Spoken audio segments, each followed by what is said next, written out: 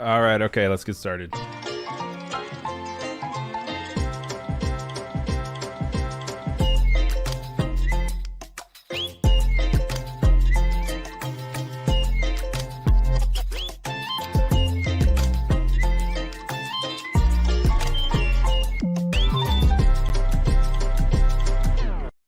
Hey, I'm back. Hi, everybody. Welcome back. If you were here earlier today, it's good to see you. My name is Ryan Selvey. I'm a motion designer, live streamer, creative here on Behance, here on YouTube with the Creative Cloud channel. We're here for Adobe Live's takeover for Offset, the week when the people at Adobe Live get to take a little bit of a vacation and breathe and have a work-life balance. And I get to come in and talk to really cool people and artists from a bunch of different industries. We get to talk through their process, their sketches, who inspires them, and all the questions that you may have for these people. I have a really good time being able to flip through my social accounts and finding people that I think are really cool and saying, hey, can I just interview you on a live broadcast for 2 hours? So we're going to be here for 2 hours today. We're going to be with Adam Reed, who's an extremely talented cartoonist. I'm really excited to talk to him and show you guys all of his work. I see so many cool people in the chat, so thank you for being here and saying hello. If you're over on YouTube, like Como is, make sure you hop on over to Behance, where you can go to behance.net/Adobe Live, where you can see the rest of the chat and you can join all of us. We have Voodoo Val, who's moderating for us. Thank you very much, Voodoo Val. Very talented designer. Make sure you check out her work on Behance as well. On Behance, she's just behance.net/Voodoo Val. If you're a big Star Wars fan, she's a big Star Wars fan, so maybe you guys can bond over that. She has some pretty cool Star Wars stuff as well. And then she also streams on her own, so make sure you check out her live streams. That said, hello to everybody else. We have Oliver and Abdallah and Afroja, Gareth. We have Rick from HP Tech Marketing. Good to see you, Rick. Thank you for being here. And anybody else like Katarina and Arshad, as you guys come into the chat, please say hello. Don't be shy. At the same time, if you are shy, that's totally fine. Work and lurk. Let us be your background. If something comes up and you have questions, it is a live stream after all. We are here for you. So please, by all means, throw it in the chat. Ask your questions. No such thing as a dumb question as long as it's not offensive. And we will do our best to address it and make sure that you can get some insider information from Adam, because he's a very skilled and talented cartoonist that has a wonderful background. I'll let him also introduce himself in just a second here, but it is great to have him on, and I'm excited for you guys to meet him. That said, if you're watching the replay, it's great to see you. Sorry you're not here in live time, but if you want to catch tomorrow's stream, we will be back again at 9:30 Pacific and 12 Pacific with two more artists, and we have a lot planned for you. So without further ado, I would love to bring in Adam, so please give him a warm welcome and make him feel welcome to the Adobe Live community. And here he is. Hey, Adam, how's it going? Hey, thanks so much for having me. I'm really excited. Yeah, no, it's wonderful to have you. Like I said, a big fan of your work. I really like the cartoons. I'm a big cartoon guy. Always have felt like I've been the one in the room that's still talking about cartoons, and they're like, "Aren't you 30?" I'm like, "Yeah." Still think they're just as cool as they were back when I was 10. So I feel like we can relate on that probably. Yeah, definitely. But I want to let you kind of have the space to also introduce yourself. So without any further ado, do you want to just kind of introduce yourself and talk a little bit what you're about? Yeah. So my name's Adam Reed. I do character and prop design for animation. I've done some work for Cartoon Network, Nickelodeon, a little bit for Disney TV. I also just recently got into product design, so I now do product design at Disney, designing like different toys and like Happy Meal stuff and things like that, which has been really fun. But yeah, so I got my, I don't know if you want me to go in like history of me or anything. But, yeah, no, by all means, go for it. Okay, cool. So I went to the University of St. Francis, which is a really tiny school in Fort Wayne, Indiana. Went to CTN out in Burbank. Met someone from Disney TV who gave me an internship at Disney. So I interned on Big City Greens. I got to shadow a bunch of different cool crews, meet some cool people. Then after that, I jumped over to Cartoon Network and worked on the Fungies as a character designer. Did a lot of work on there, which is really fun. Did some prop design for that show too. Amazing crew, amazing people. Then from there, I just did a bunch of freelance for a bunch of different shows like SpongeBob, Patrick Starr's show, We Baby Bears, some other ones too in there. Yeah, because we have the baby obsession that we had like 5 years ago that we made it over the hump after Baby Yoda. And I was just like, oh my god, everything we are bringing. I think they brought back Looney Tunes babies even. I was like, all right, we are back in 1995. Here we are. I think there's even this new one coming out called what's it called? It's Bugs Bunny Builders, which is them as like babies, but they build. So it's like Bob the Builder mixed with Bugs Bunny. You almost said Bob's Burgers there. I almost said the same thing. Honestly, it went through my head. There's just so many Bobs, you know. My boyfriend and I actually recently just went and we saw the Bob's Burgers movie in a theater where they could actually serve us cheeseburgers while we watched, which was really fun. That's the perfect environment. That's perfect. And it was good. The cheeseburger was okay. It wasn't a cheeseburger joint. Like, it was a movie theater at the end of the day, so the cheeseburger was all right. Right. But movie was great. I liked the movie. But one fact I heard that was kind of blew my mind was like that's the first because Disney owns like Fox now, so that technically is like the first hand-drawn animated movie by Disney since like Princess and the Frog. Oh no, what's it called? Winnie the Pooh, which is like 2011 or something. No way. Yeah, that's so weird. Just because, with acquisitions and everything, it's confusing to remember who owns what, especially when they have the Fox, Searchlight or studios at the beginning of the movie. But you've had your hand in a lot of different studios, it seems like, and you seem like you've been pretty flexible, jumping around between places. How was it working on the Fungies and working with character design? Because that was like your first like big TV show, right? That was like my big break. Right. But it was amazing. The crew on that show was like perfect. I feel like I got super spoiled because it was like, oh, like these are the best people. Like I'm never gonna get a better crew than this. But Stephen Neary was the creator, who's also from Indiana, which is kind of fun. Oh, that's cool. He's the creator of the show. He also show ran Clarence for a little while.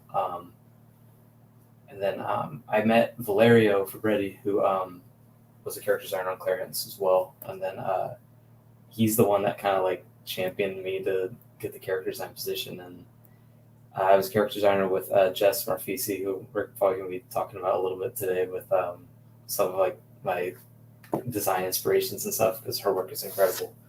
And the crew was amazing. And it was a really fun, really sweet and charming kind of show. Kind of felt like I think Steven's whole thing was he wanted it to be like an 80s cartoon that like never came out, and then like now it's just now getting like released. Right. So it has like the Fungies, which is kind of like the Smurfs or like the Snorks or that whole type of vibe. Which it was a really, really fun experience and learned a lot because, like I said, it was my first industry job, so I got to grow and learn and had some really nice, people on the crew kind of help me out, which was great. Yeah, and branch out and just kind of get a knack for the industry. I think that's actually a really good transition for us, though, to touch on our first segment, which is just checking out your work. I have your website pulled up, which will also throw the link in the chat for you guys. But let's take a look. Let's look at your work.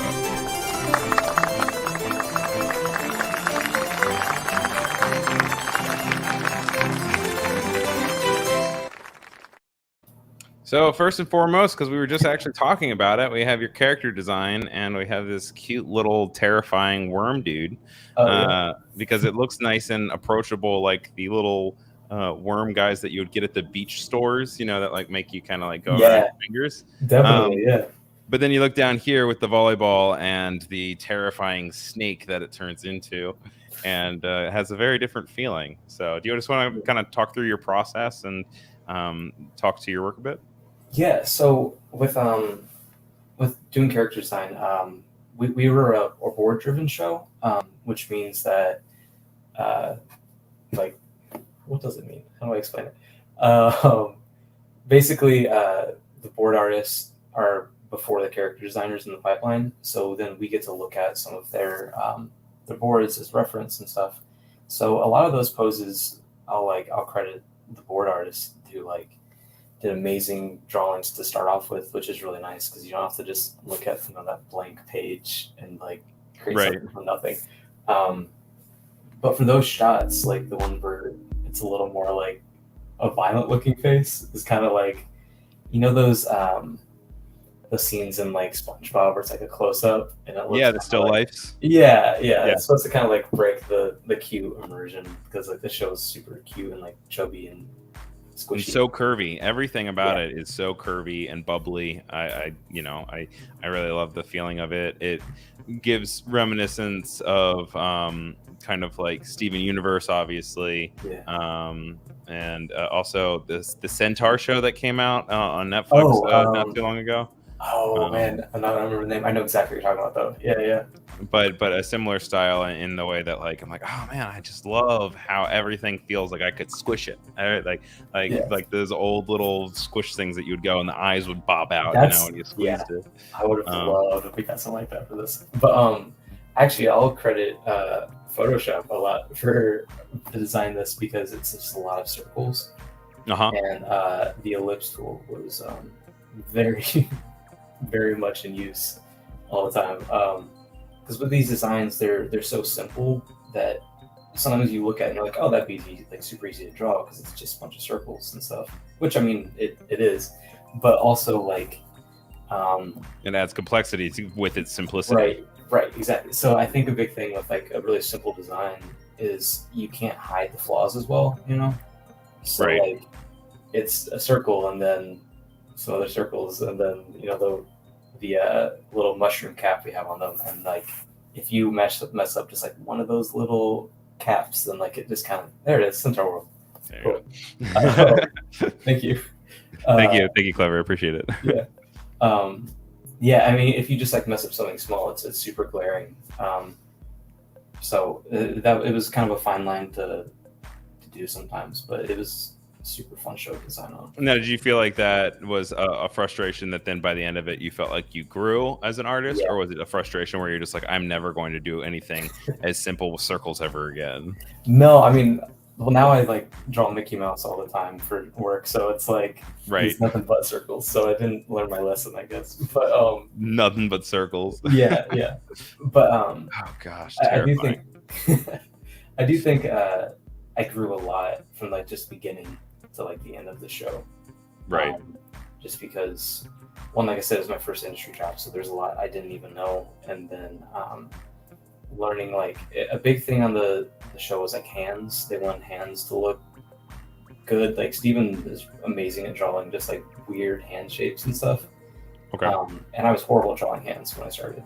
I still aren't we all though? Yeah, exactly. Yeah, and I still try to hide hands when I can, but I just like little things like that like I feel like I learned so much from that group. It is interesting that the show chose to do 5 fingers though. Yes. Yeah. It's a little jarring to at the first glance, and then you're like, oh wait, no, I have 5 fingers. Right. Yeah. It just looks so weird because we're so conditioned to see like the 4-finger characters. 4 fingers, and even as of late, almost 3 fingers. Which you've seen a handful of times now. Yeah, but so for these, you have some turnarounds.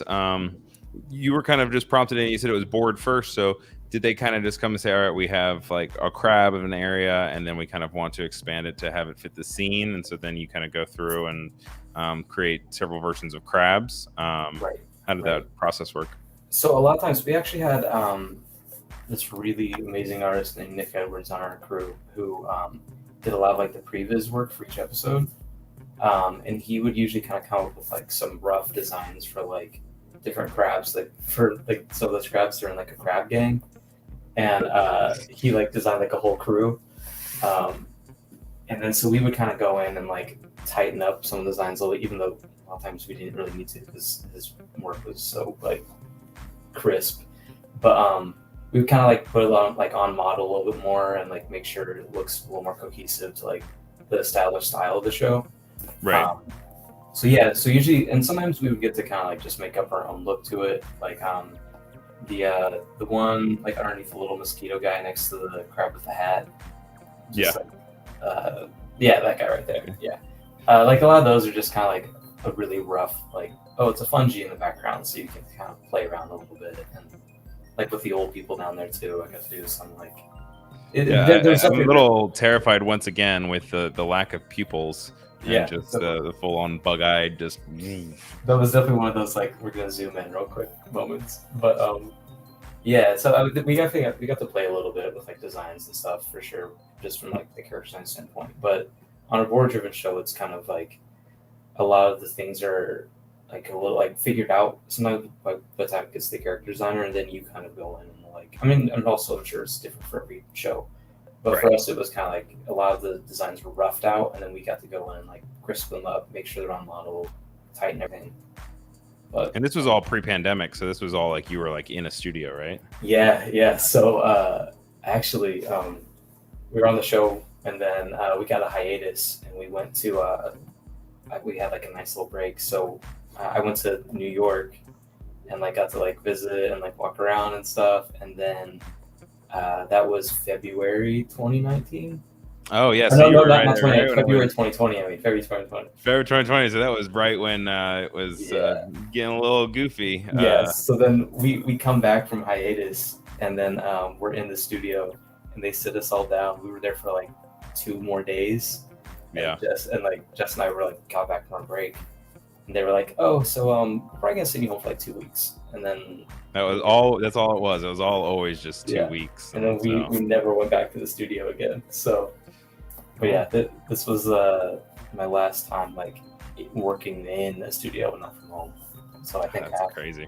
I mean, it's great though that you got that experience before, like as your kind of like your entrance into everything, and then then you can have an adaptation of it, but you have the concept of what it was like to be all together all once Monday through Friday. Which is pretty cool. I mean, that's also obviously right now with the industries too, is like it's hard to kind of feel like you're a part of like a team when you like just know everyone through like a screen, and you just kind of like get to look at their faces, and that's about it.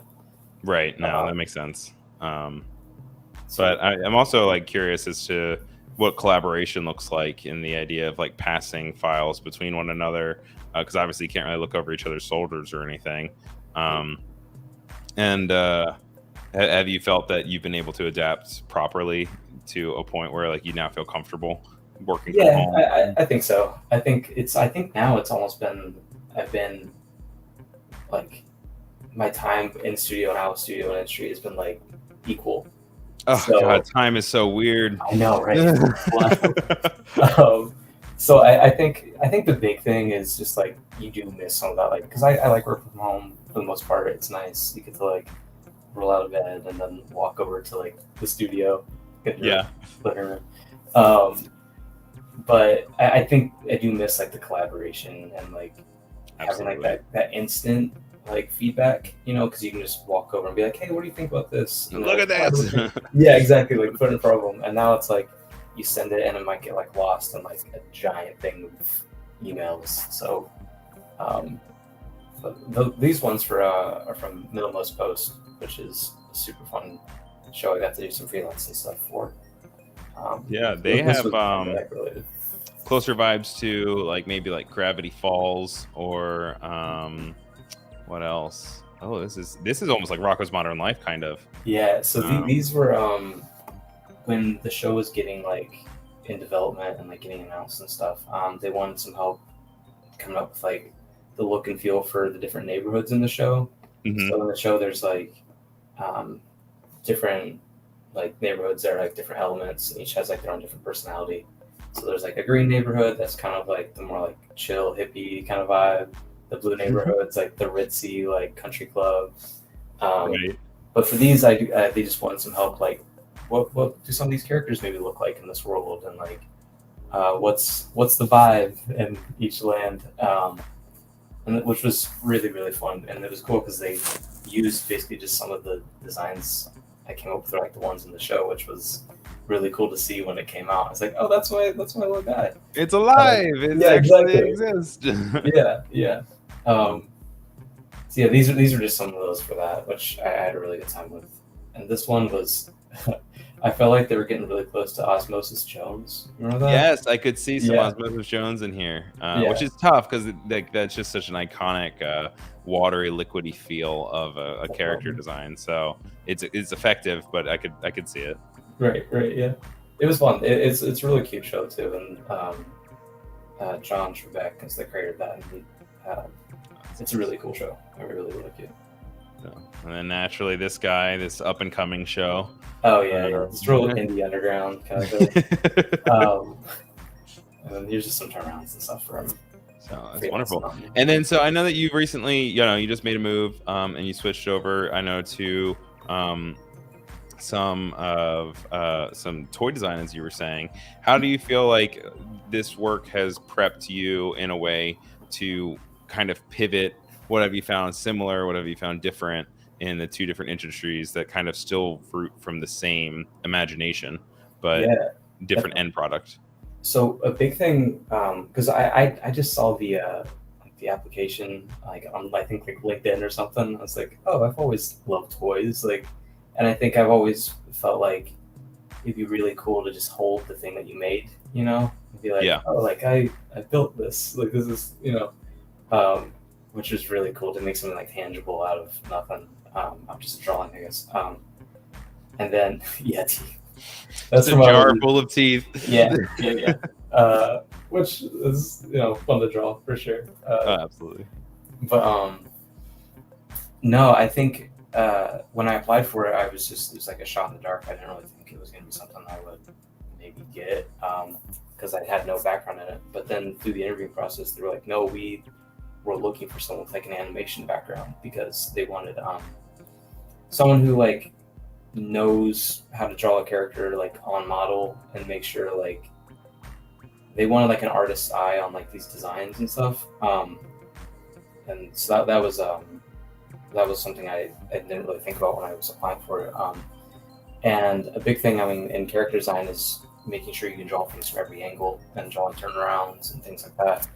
So I think when I'm designing a toy now, I have to think of it as like, what's it going to look like from the back, from the front, from like a weird angle that I never had to do was from the top. So I do that sometimes. Yeah. Which is weird. But I think there was a lot more crossover than I thought, where it was just making sure you can, like I said, draw these characters in the right style. And then it's also been fun because I've been able to like think about these designs in a different way rather than like, how's it work for animation versus how does this move if you can hold it? Like, how can you, how can you, like, if you were going to bend its leg in a certain way, like, how would you bend it before it broke? Or how would, like, a kid handle this thing? Which has been really, really fun. Also, I get to draw, I love old Disney animation and stuff, and, like, Mickey Mouse and all that. So it's been fun to just get to draw those characters all day and then put them in, like, a new light when it comes to, like, different type of products and stuff. So it's been really cool so far. Absolutely. And also, as a prop designer at any given point, I feel like there is that crossover of the idea of something existing in a cartoon world, but also existing now in the real world as a prop itself. Yeah. To us normal humans, I think that there probably has to be some sort of crossover there as well. To your point of not being able to draw hands, I think that I think this looks great. I mean, I think these are great, and I think this is a really nice collection of your professional work. I know you also on here you also have your personal work. Do you want to talk a little bit about this project? Yeah. So this is actually something I was doing like in college, and I've never really like I have like a bunch of notebooks full of like storylines and all that kind of stuff. But I've never like really dove into it, which is something I want to do. But it was basically just a fun telling of like Johnny Appleseed as like a kid. where I think the storyline would be like him meeting a different folk hero each episode or something like that as he like travels to plant seeds. Mhm. But where I went to college in Fort Wayne is the resting place of Johnny Appleseed, who is actually like a real person. Yeah, that's crazy. I mean, yeah.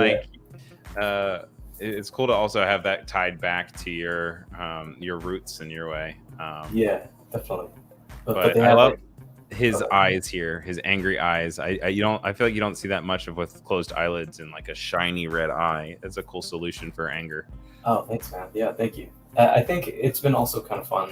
I've never really done work with color, but when I get to do like my personal thing, I like to kind of dive in and start playing with color a little bit, which is not something I get to do too often.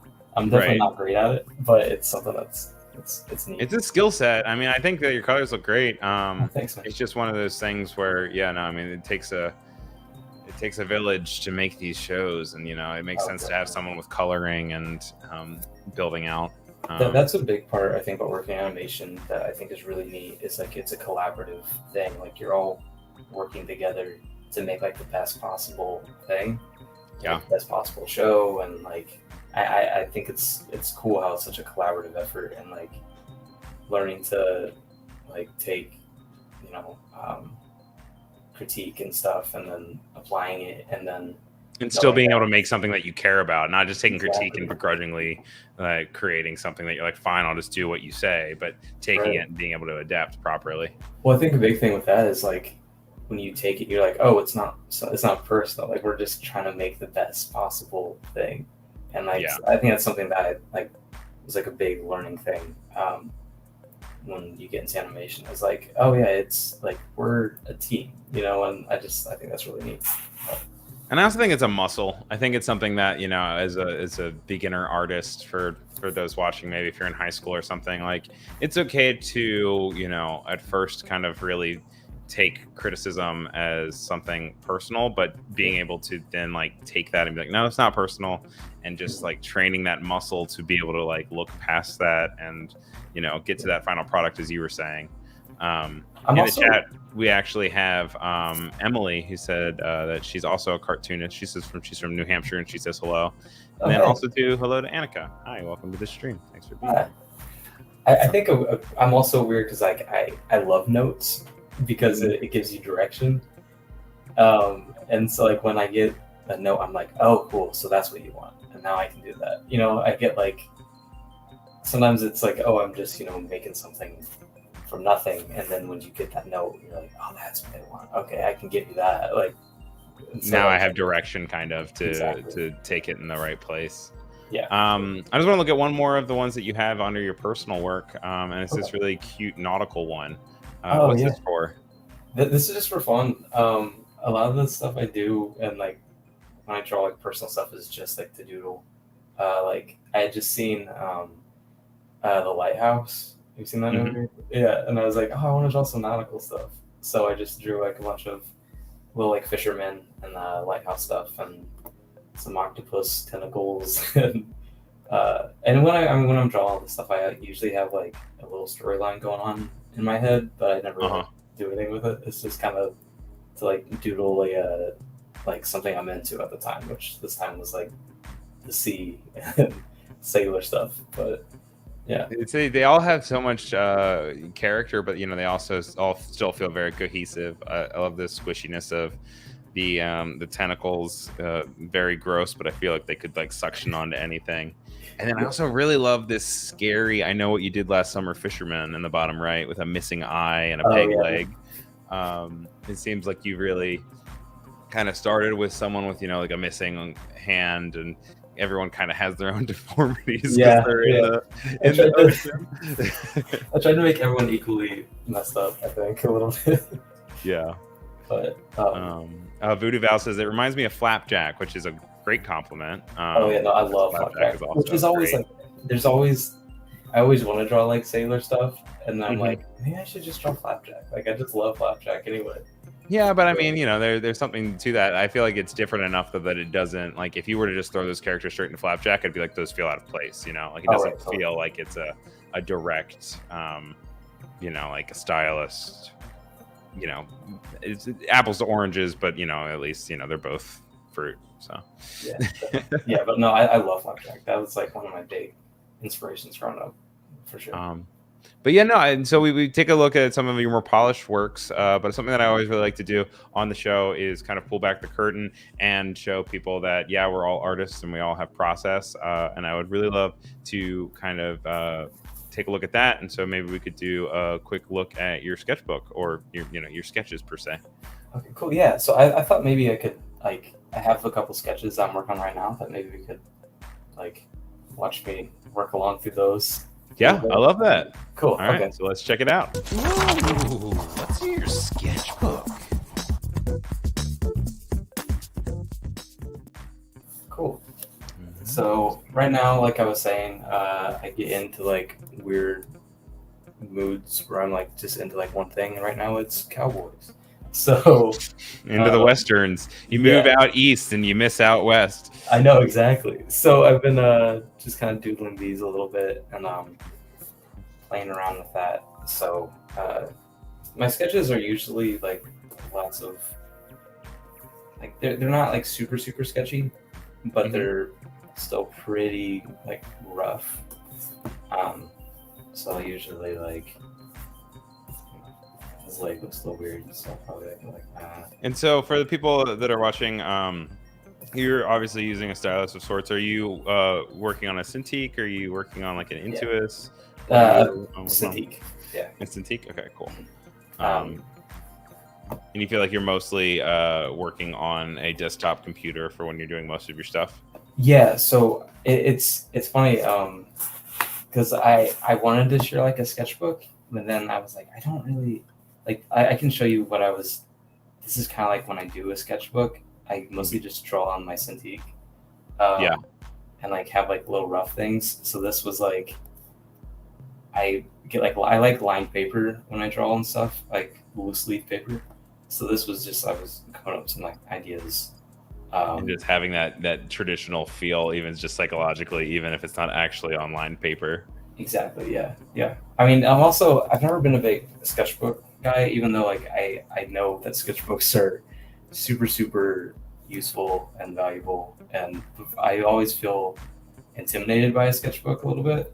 Yeah, those first few pages especially. Exactly. Yeah. So a lot of things I like to mostly draw on like I said, loose leaf paper, napkins and things like that, because it's such a throwaway thing that doesn't really matter if it looks good or not, which is how your sketchbook should be. But but there's a lot of pressure to it. Yeah. So this is usually what I'll end up doing if I just want to rough out a couple ideas and sketches and stuff. Now, here's a question for you. It's a two-part question. One, do you have a favorite Disney character? And two, is that the same character as your favorite character to draw? Ooh. Okay. My favorite Disney character is, besides Mickey, because I love Mickey. Especially the new Mickey Mickey Mouse shorts on Disney. Oh, they're wonderful. I love them. Oh yeah, they're amazing. Yeah, those are my favorite. They're wild. The House of Tomorrow episode in itself, I was like, what is this? How did this get written off? This, what? This is unlike anything they've ever produced. There's also so many little Easter eggs from the parks and stuff. Oh yeah, exactly. I mean, that's not, I have a Disney family, so right. So yeah. Yeah, so I love those, but my favorite character is probably Mr. Toad. Mr. Toad's Wild Ride. Oh yeah. So I just the short itself is fine. It's okay, but the ride is insane. The ride where you literally die and go to hell. You're like, okay, all right. We had a different approach to kids' rides in the 60s, but sure. I love it because it's I don't know. The moral of the story is there is you escape. I think he goes to prison in the ride and he escapes and then gets hit by a train and dies. Yep, and then the ride's over. There's no happy. There's nothing. There's nothing. You just go up. You're like, okay, I guess we'll get a funnel cake. I guess. Yeah, exactly. Which one of the things I did most recently was I can pull it up. It's because I love Mr. Toad so much. I did a little fan art Oh, did you? Can we see it? Is it possible? Do you have it There we go. accessible? Yeah. Yeah, Okay, yeah. cool. So this is on your Instagram, right? Yeah, yeah. Oh, great. And I'll be sure I'm going to get your Instagram in the chat for everybody if you guys want to go and give Adam a follow. We also have it on the bottom here too. It's a Reed cartoonist, right? Yeah, yeah. But yeah, I mean, it's fun to take some of these like characters and put them in my style a little bit, Mhm. which is always fun to do. My favorite to draw though, it's probably Mickey because he's a little easier. Yeah. And he's somebody I can just like sit down and just like, all right, I'll like draw a quick little Mickey. My favorite character to draw though is Garfield because I love Garfield. Is this what? It's probably Garfield is my favorite character. No way. You're a Garfield guy? Oh yeah. Is it go-to? That's amazing. And, yeah, that's like the most recent drawing I did was just the Garfield and John. Another Indiana reference is because he's from the creators from Muncie, Indiana. Really? Wow. I Yeah. didn't realize that there was such a thriving cartoon market in the Midwest of America. I think there's nothing else to do except draw cartoons. except draw cartoons all that. But it's funny growing up. Like, there's so much Garfield stuff like all over Indiana. Like, he's on billboards, and we have a stadium where the Indiana Pacers used to play, and now it has a giant Garfield statue in front. Uh-huh. And growing up, I was like, oh, Garfield's just an Indiana thing. And then the movie with like Bill Murray came out, and I was like, oh, It's a everyone knows worldwide about thing. Garfield. Everyone knows Garfield. Yeah, It's exactly. like a meme at this point, as much as Yeah. Garfield, Definitely. for better and for worse. Yeah. Also, I really like these guys of yours, the Heat Miser and the Snow Miser. Oh yeah, I love them. Yeah. Those guys, they're a classic for me to watch every single year, and it's cool to see them adapted in your style, but also adapted into a 2D approach. I would totally watch a 2D version. I love claymation. I never want to get rid of that, but Oh, yeah. it would also be cool to see them reimagined. And I was recently reading an article, I think it was in Variety, and it was talking about how the new approach to animation is now we have gone past the apex of like hyper realism, and we have movies coming out like The Bad Guys and The Spider-Verse, and there's like one other one that they mentioned that they're like taking it back again to 2D animation, even if it's 3D, even if it's something else, and like, you know, boosting proportions and kind of reevaluating what it's like to animate something, which is that's cool one to thing see. with animations. Like I love like a stylized 3D because it's like Mhm. you have animation where you can create anything and do anything with it. And so sometimes it's obviously it's super impressive when you see like a hyper realistic like shot like that's done through animation. Like that takes so much work and so much talent. But sometimes I'm like, like you could film it, like just film it. And then like, you know, like I want to see like push like when people can push the medium. Yeah, you want to see that creativity. You want to see Yeah. that brand, not even brand, like self-brand approach to the idea where you have these iconic characters, even like the Disney characters that you had just pulled up. Yes, they still feel like they exist in the same ecosystem, but they also feel like you drew them in a way that it, you know, you add your own flair to it, which is nice. Yeah. I think one of my favorite versions of someone taking 3D and besides Spider-Verse, because Spider-Verse is incredible, was Disney did that short Feast. Have you seen that one with like the was it with the dog? Yeah, the little like Boston Terrier dog. Very cute. That's a great short. And oh, I mean, you even have a little Casper here as well. Oh man. You have your your Count Chocula, which is a favorite of mine that I still eat during Halloween, and it's not even breakfast, but that's okay. It's just a bowl of sugar. So yeah, I really like how you reimagine some of these iconic characters so much. It's fun. Oh man, thanks. No, I think for me, like I just when I draw, I just want to have fun with it. And so if I can just draw things that I like to draw when I have the time to draw, right. So like I love mascots. Like mascots are my favorite. So like anytime I can draw, like have time to draw these kind of characters, and it's like Halloween time, it's like I would love to draw Count Chocula. Yeah, I took a character design course in college, and one of the assignments was we had to like pick between like 4 or 5 retired mascots and try to bring them back to relevancy with like an update. And there was the Noid from Domino's. There Oh, was dude, yeah. the Cheesy Rex from like Macaroni and Cheese with the dinosaur. Yeah. Trying to think, there was like 3 or 4 that we could pick from. And it was really interesting to see how much those things change as you also the styles and everything change. Definitely. But going back to your the sketches that you had up with the blue, do you normally go in with blue sketches and then kind of come back and revisit with some line work, or Yeah. So usually I'll play with sometimes I'll like put like 4 or 5 different colors in. Like okay, I'm like really going through like if I'm gonna go and draw this guy, I'm like, okay, well, I want to make sure he has like a plaid on his shirt because like if my drawings are like gonna be really rough, I like Yeah. to be able to like distinguish between the two of them. So and like I was thinking for this, he'll probably have like one of those like Lone Ranger type of things going on. So probably fill that in and then go like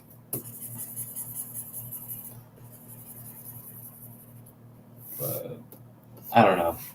And then I don't want his eye to get lost in there while I figure out like what color I'm gonna use. And right now he looks evil, but yeah, yeah. Just look like that sunken eye look, like almost like he's looking at something he's not supposed to. no, exactly like this guy right here. I can just see probably when he would talk, his mustache would move up and down, right? Oh yeah, That would definitely. be kind of like his signifier. If I like just remove the mouth, because I love those like old Western cartoons where like or just cartoon characters that don't have a mouth and just the mustache moves, like you're saying.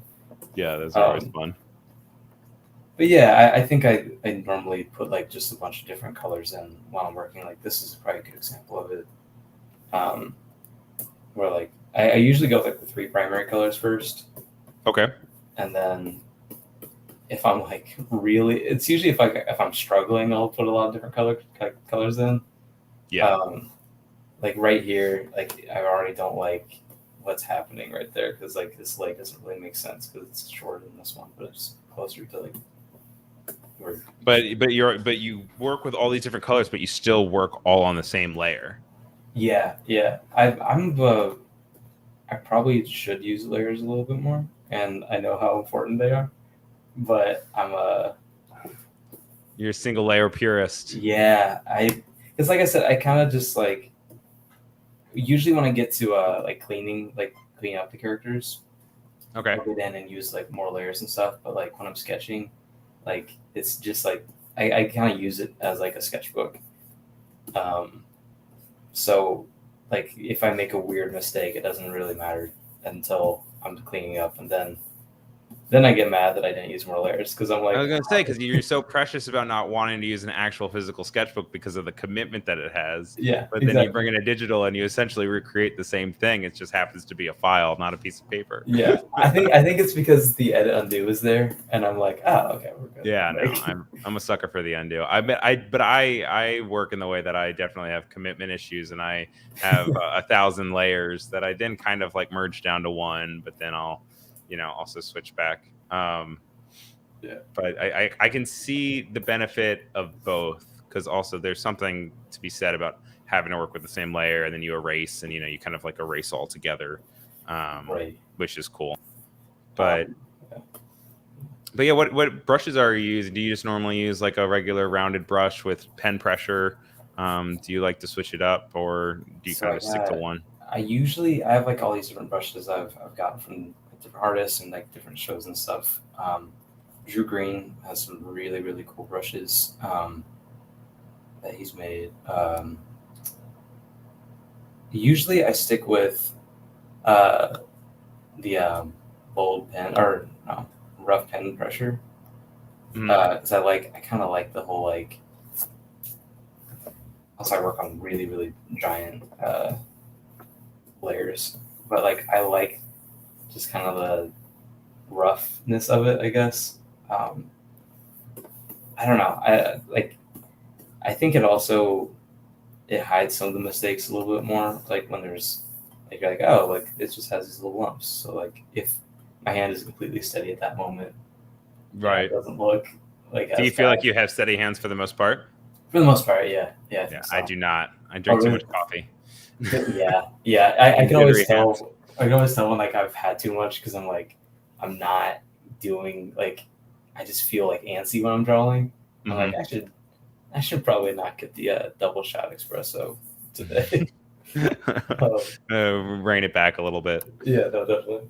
Now, do you generally just stick to like traditional drawing without many tools? Do you use symmetry tools or anything when you're drawing, or do you kind of just like to pretend like it's a piece of paper? So for the most part, I like to pretend like it's a piece of paper. But every once in a while, like if let's say like I draw, because I hate drawing hands. If I really like this arm and this hand, and like he's kind of doing the same thing over here, so like sometimes I'll just like I should be using shortcuts. I don't know why I'm not using shortcuts. I'll like get rid of this arm, and then just flip it. Yeah, which embarrassingly I didn't really know I could do for a long time. Get out! No way. Yeah, like no. This is the big one. I didn't know I could. Oh wait, no, I messed up. See, I'm very new to it. I didn't know I could copy and then paste the same arm and then flip it. So I'm gonna press it. I'm surprised by that one, but I'm gonna press it. What? I didn't know that was there.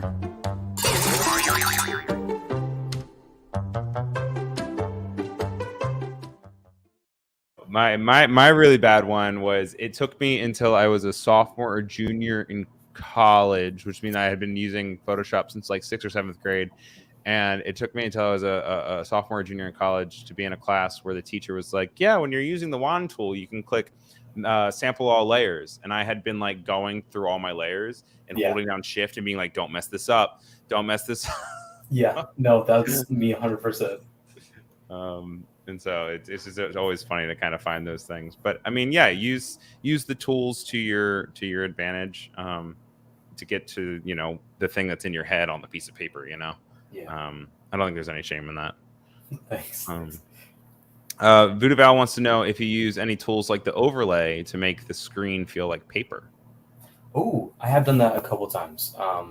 Yeah, that's something that like, especially if I'm doing like I was saying where I use the like the lined paper, and then like draw on top of that. A lot of times I will do like really make it feel like paper.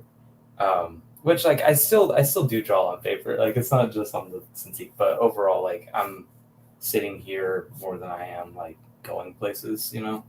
Yeah. I think my version of like my sketchbook besides napkins and like loose leaf paper is like I do have like a little like I carry on like that's a password on, so I should probably take that part off. I used to carry on like one of these all the time, like one of these like. Oh, like the little manila, like old yellow. Those are great. It's like remind me of my grandma's house, but they always feel good. Yeah, definitely. Yeah. So, but usually I'll like, if I'm trying to think of like, oh, what do I like, if I get an idea for something or if I want to draw something later, if I'm like walking around like a park or something, I'm like, oh, like I saw that raccoon and raccoons are cool. Maybe I should draw a bunch of raccoons later. So I'll just like draw like a little picture of a raccoon next to like the word draw raccoons. Like, just something like that. No, brilliant. Yeah, absolutely. And then when I get back, I'll just sit and draw raccoons for like 4 hours. But, Greg is also mentioning that he just started to use control clicking to access objects below other objects in InDesign. That was a big game changer for me too, with being able, I use that actually in Photoshop where you can go and you can control click onto things to access a layer that doesn't have auto select on. I have friends that went into preferences and change it so that you click anything and it'll switch between layers, but that's too chaotic for me. I can't do that much. Like it's like, I mean, if you've been watching me, just like I don't really use shortcuts as much as I know I should. I just like end up clicking because I think it gives me like a moment to like step away from it, you know, where I'm like, if I'm using shortcuts, I'm just looking at that thing and I'll get like caught up in like a little detail. And if I like go over here, and then click on something, and then come back, and like it gave me like that 2 second break from it. Like not even 2 seconds, like a millisecond break from it. But then I can see something with like a different set of eyes, I guess. Well, yeah, but I also kind of realized that about with a lot of the work that you have sketches on. You seem to really kind of like hop around the page and hop between subjects and characters and come back and revisit them. Like, you know, you have that cowboy in the bottom right that doesn't have any arms, but then, you know, you then have like, you know, like the snake without eyes or something. And it seems like you kind of like find what excites you at any given moment and hops around, which is cool to see. Definitely. Yeah. I think one thing I like to do, especially like when I'm just like drawing things for fun, is I like to make like a page full of different like props and different like little tiny things. So if I do get kind of tired of looking at something, then I can go and switch over to something else. And then I do think a big thing is, so you don't feel like burnt out on something. If something's just not working, you can go over and look at something different, and then you're like, oh, okay. Like it gives you that separation from it for a second, which I think is really big, especially if you're like pulling an all-nighter and like working on one thing over and over again. If you can like take a break from it for a second, still be productive working on something else, and then come back to it, I think that was super helpful for me in like college and stuff. Do you find that you find most of your inspiration in the morning, in the middle of the workday, or late at night?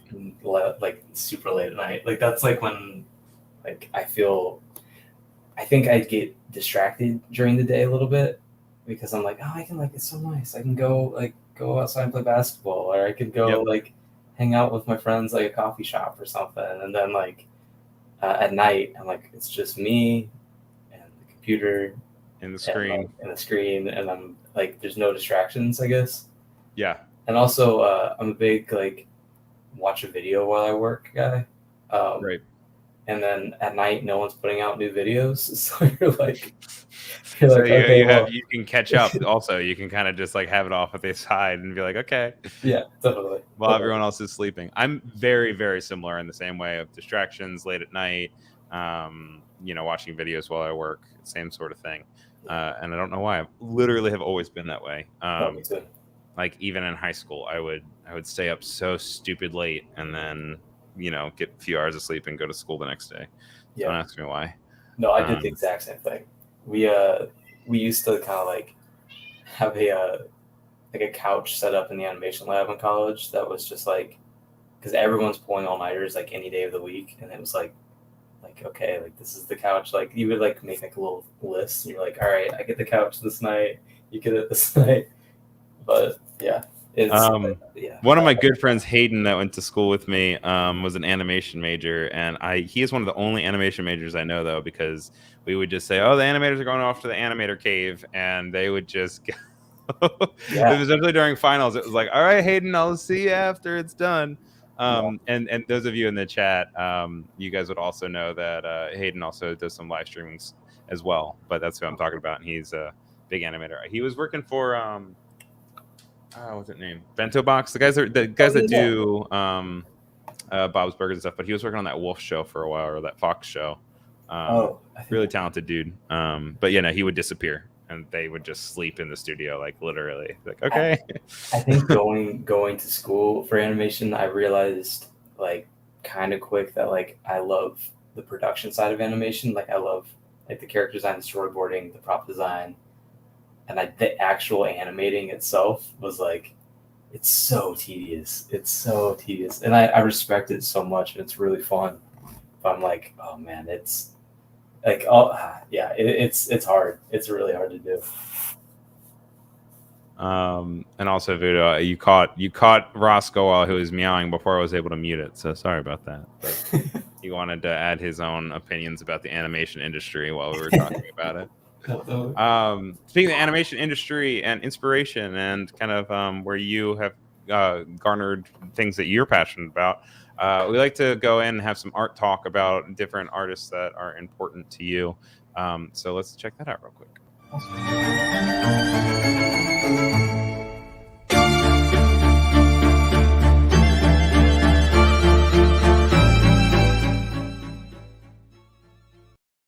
So you helped me out a lot. You sent me over a handful of artists actually, and I went through and I was able to kind of pull out a few of their works from online.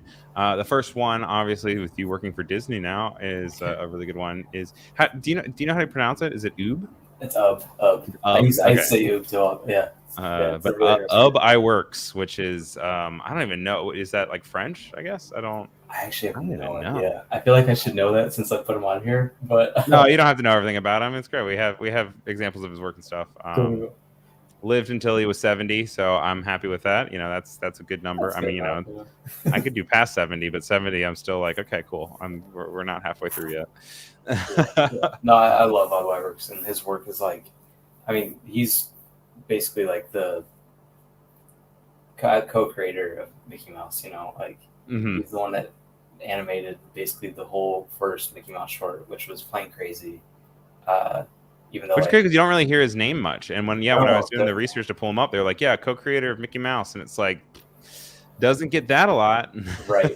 I think that's kind of a newer thing where people have kind of gone back and they're like, yeah, he did basically like he laid the foundation, I think, for Mickey Mouse. Like, and then like Disney obviously took it and ran with it, turned it its own thing. But uh, when they lost the rights to Oswald the Lucky Rabbit, they like went back, and then the first like Mickey Mouse cartoon that released was Steamboat Willie, but the first one that was made was Plain Crazy.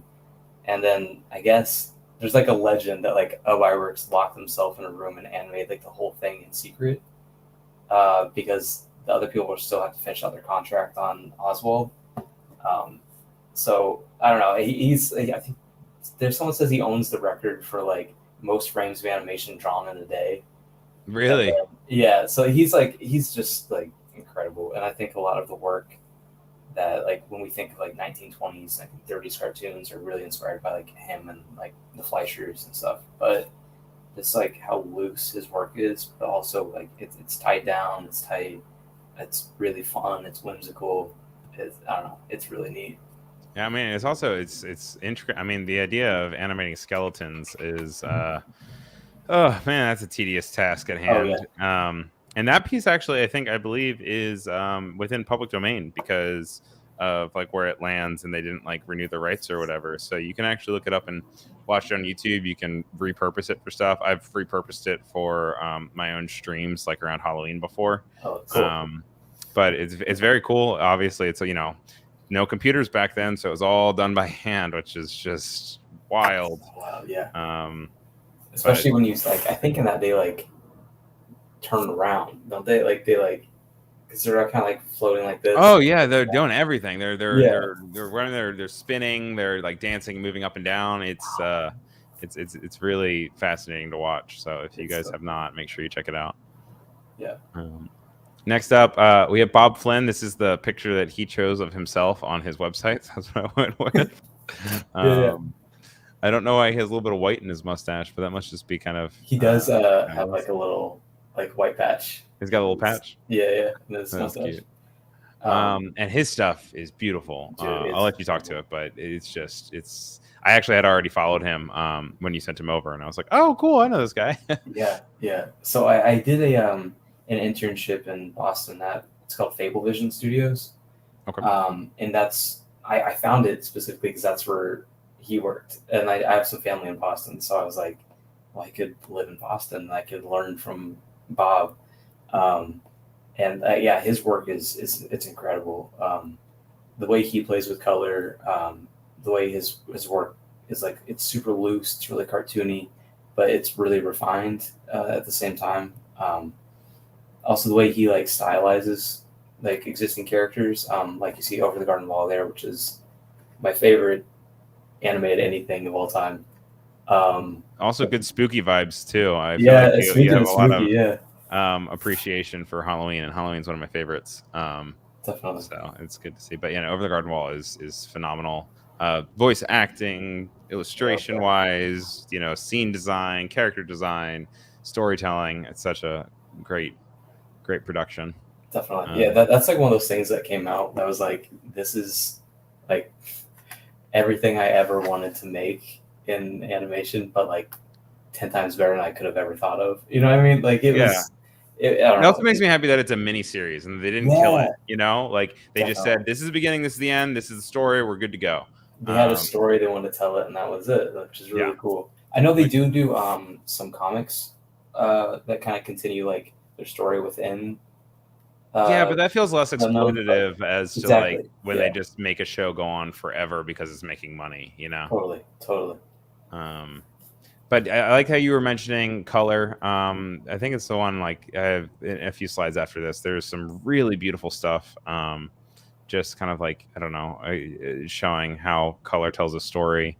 I like this House of Monsters on the right, specifically this dude. Just the things he does they're so neat. Like the way he plays with shape is so interesting to me. Like it just feels like so loose, and it reminds me of like why I like cartoons, which is really cool. He's also a really good follow on Twitter because sometimes he'll go into like actually that's why I think I found him originally. Is he'll break stuff down. I'll have to see if I can get a thread and maybe I can put it in the chat or something. But he's really smart. That's the other thing. This one's my favorite. Like it's so cool. Just like all the little characters going on in there, and like there's all these different stories being told within like one picture. Like everything's happening right there, and then there's like little ants carrying stuff away, which is like its own story. There's the guy at the boombox and people dancing in front of it. There's a whole picnic going on to the left. Like it's just his work is incredible. It's like he's definitely like one of my favorite artists right now for sure. It's also interesting because it kind of reminds me of Richard Scarry in a strange way, and it might just because of the busyness. But I think that it's successful and like it still feels like his own, but it also feels like it references other stuff. Definitely. What else do I have from him? These weird scary doodles, which I always love, but is also great. It feels a little like Adventure Timey a little bit, like because sometimes in Adventure Time they'd go kind of scary, but I don't know. It's also like the one on the left is just with like markers, which is really cool. And for a while he was just doing work with like markers, and then he moved on to like clay, and like so he plays with different mediums, which is really fun. Yeah, he has a whole thing on his website that have all his different claymations. I don't think I pulled them, but it's also kind of cool to see, similar to you, that transition from 2D to 3D in a very literal and not digital sense, like just straight up, like pulling clay out and working with it. The eye here is terrifying, but I love it. It's my favorite. I don't like the mouth. He adds a little smile into it. Yeah, like I hate the little smile. I hate it. You don't like the little eye fold? Yeah, no, it's there's so much. That's scary eyelashes that are just like the hair. Feels like real monsters. Yeah, definitely. But then the tongue is also great with the puddle underneath of it that's so subtle and like practically invisible. And then you have these scary dudes on the bottom that are just a completely different feel. Also, like he has so much range within, like and still keeping it looking cartoony, you know? Yeah. Like sometimes like people can have range that are like they can do like more realistic looking drawings just a cartoon. But I feel like he's like found like this nice like puddle of like not puddle like ocean of different cartoon styles that still feel like cartoony and fun and whimsical. Rick says the one on the lower right looks a little bit like Squidward, which now that you say it, I can see it. Like a very upset Squidward. The long nose and like the little the frown hidden beneath the eyes. Speaking of, and finally, of course, I had to include some of his SpongeBob love. Obviously, SpongeBob is such an iconic character, and it's so weird that SpongeBob is so successful because SpongeBob, especially the original ones, are so ugly. Like the character design of original SpongeBob is hard to draw and not great looking, but there's been this way of being able to like add flair and style to it, and it's Mhm. cool to see his approach also to such an iconic character, Yeah. and push those boundaries. Well, I think a really cool thing when it comes to like stylizing a character is the initial character design is good when you can like stylize it and everyone still knows Right. what that character is. It's like he has those iconic things like the yellow square and the square pants, and you know that his like irises are blue, and the way Yeah. he like plays off of that is really cool. And I remember actually like as a kid reading some of his SpongeBob comics because they were in Nickelodeon magazine. Remember those? Yep. And I We're remember on a like, mission to get Nickelodeon magazine to your door. oh yeah, dude, yeah. Oh man, I remember like the first time I got it, it was like, this is incredible. Like this is the one from TV. It was like that in like Zoo Books, or like Zoobugs. yeah. Oh man, classic things that I wanted to steal my mother's credit card for, but Oh, never ordered from the blue screens. What was the like? Get your parents' permission before. Yeah, but or before going online, you're like, okay. Oh yeah, when that started. Yep. Voodoo Val says, Aura Monsters is one of my favorites. I used to wish I could just flush myself to the junkyard and hang out. My grandmother was horrified when I told her. That's amazing. No, Auto Monsters was like one of my favorites, but also like it's not something I appreciated till later because I was a scaredy cat. And Yeah, I was, wasn't like, allowed to watch it because my mom was convinced I was going to be scared by it. That was me with Beavis and Butthead. For some reason, the designs freaked me out because they Yeah, had. Like, I mean, there was a lot that you wouldn't want to watch a kid having Beavis and Butthead That's for. very true. Yeah. Yeah.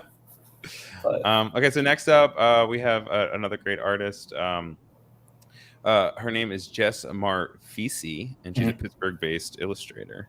And she's still very much alive. oh yeah. As opposed to at the very beginning. I think Bob's also still alive, obviously, if he has an active Twitter. But I don't know. Jess in particular, I'll let you talk to her because I know it's your call out. But her color in particular, when I was pulling pictures, I was gobsmacked. I was really excited about these. I mean, look at this very first one. Dude, it's nuts. Like, I worked with Jess on the Fungies, and that's how I met her. Oh, really? So you like personally know her? I didn't know that. Yeah, it's so she we were like co-character designed on the show. So we both did like some character design and some props and effects. And I had seen her work like before, and then I like walked in the first day. I was like, "Oh my god, that's Jess Marfisi!" Like her art is so cool. But yeah, just like if we want to talk about like range, like Jess has so much range. Like she can play with like it being cartoony and like whimsical and like squishy and like the Fungies characters, and then she can also like. I like when kind of like Over the Garden Wall where you can have these cartoony characters but put them in like kind of creepy looking settings, like which is how it's happening here. Like it's and the way she plays with color is like it's so cool. I mean, there's a lot to be scared of in this one. I mean, the color is obviously already telling a story, but also the distortion of the lines in the background of the wood paneling. It kind of like feels like almost like an acid trip, or like kind of like the Van Gogh self-portrait when he has with all the lines. But then if you also look out the window, you also see that it's a bunch of hands, like ghostly hands, as like I loved the character design in Soul of the ephemeral like god characers that were based off of wire. They called Jerry's or something like that. Things. Yeah, the Jerry's. That's what they are, the Jerry's. And the hands here with their see-throughness is like giving the same idea, but I feel uneasy. I don't like anything that's happening here. It feels like a dangerous setting. When I say I don't like what's happening here, I love it. I'm just saying I'm uneasy.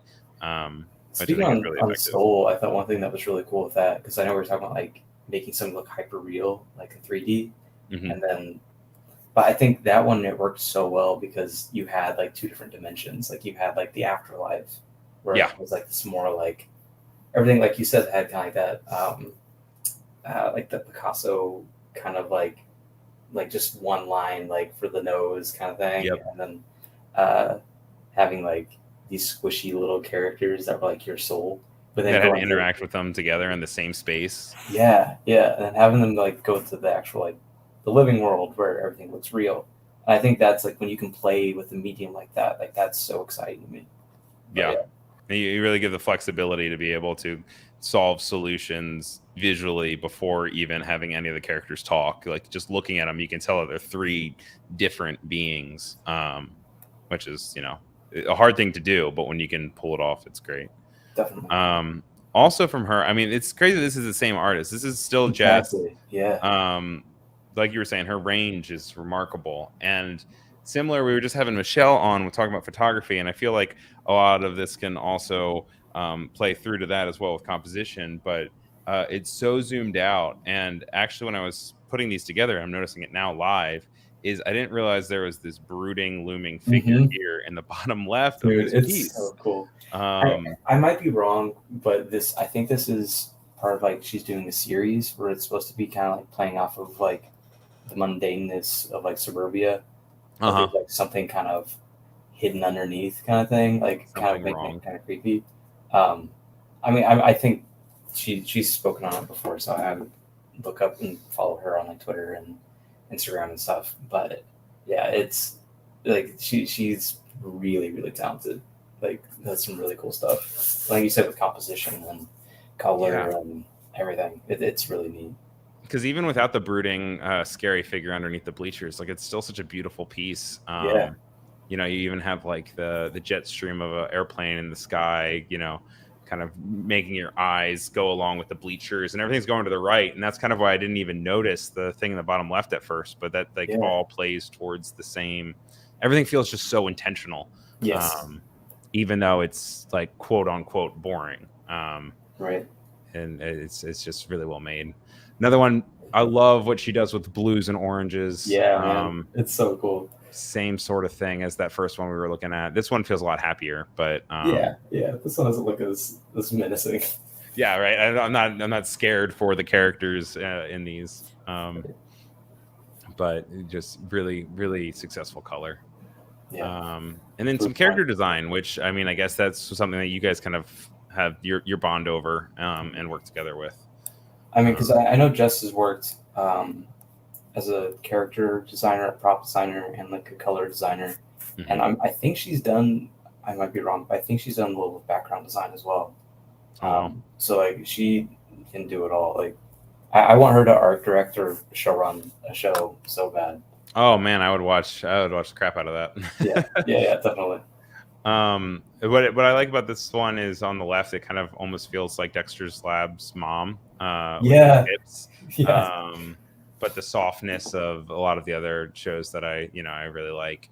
And then also I know that these final pieces would probably be colored differently, but the way that she uses color to just accent and distribute weight with the orange, I think is a really cool and hard thing to do, but I think it works really effectively. Definitely. Oh, another cool one that she had on her Twitter that I snagged with some ghosts. This one didn't feel scary. This one just felt cool. Yeah, I just love this one. This is fun, you know. And then just having that starry sky, not only at the top but also on the bottom, kind of gives you an idea of like where are they? Almost Danny Phantom vibes. Yeah. But just seriously well made. Yeah, the way she can like contrast and like use like complementary colors it's I wanted to include this because I know you had also done some boarding as well on some of your sites, and I thought that these were cool, kind of like a similar, and I also thought they were hilarious. Well, I think this shows a good example of like sometimes I don't know if Unikitty was a board driven show, but like the one on the left is like sometimes what we get as a character designer, and it's already like so well drawn, right? That your job as a designer now is just to go in and like keep the spirit and the like the looseness and like funness of the pose that the board artist is doing, but making sure it's like tight enough and like on model, which is like really fun, and she does a great job with this here. And I think that also that plays to what you were talking about with SpongeBob earlier, with the idea of like a very good character design is like you'll be able to take it and still make it recognizable by stripping it down a little bit. And that process of taking something and being like, okay, cool, this is the feel that we want. We got to make sure that it stays to model and that it fits the feel. Yeah, totally. And it's cool to see that process, because as somebody who is not in the industry and just looks at the final product, it's really cool to see how that process gets from, you know, the books to the screen. And obviously a lot of different people touch it and a lot of choices are made. But when everyone works together, it feels like it's all one person, even though it's definitely not all one person. No, for sure. I think that's a big thing with animation too, is like learning to draw in different styles and stuff. So when you are working on the show, like your thing doesn't look blatantly different than the rest. Like, Right. it doesn't look like your version of SpongeBob. It looks like SpongeBob. You know what I mean? Yeah. Which I think is like, because when you're done, you want it to think like oh, Iwerks did, just like one person did it. You know? Yeah. Yeah. So yeah, that's a really good note. Which would be insane if that was ever the case. Oh yeah, no, for sure. This gave me vibes of like Recess vibes. Yeah, I was just gonna say that. Growing Yeah. up, and I loved Definitely. Recess. Me too. I would not mind a reboot of that show. I feel like you could easily add some more fun to that. Definitely. I mean, that's yeah, I don't know, big fan. Yeah, no, I love Recess. And these then were also some props from the Fungies. Yeah. So, Yeah. But yeah, so I think that was everyone that you had sent over for the segment that we had for checking out what inspires you. So I wanted to kind of hop over next. Well, actually, before we do that, we are about an hour and a half in, and I realized we haven't done monkey paws. So let's do some monkey paws.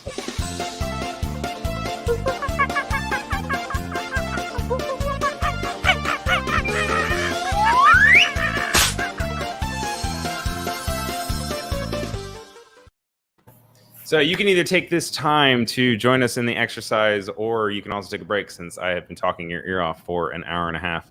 Up to you.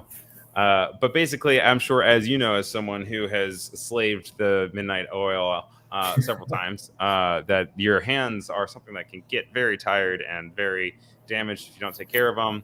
We do monkey paws as a means, as taught from Anna David Course's stream, who she's an illustrator that's also here on Behance. Make sure you check her out.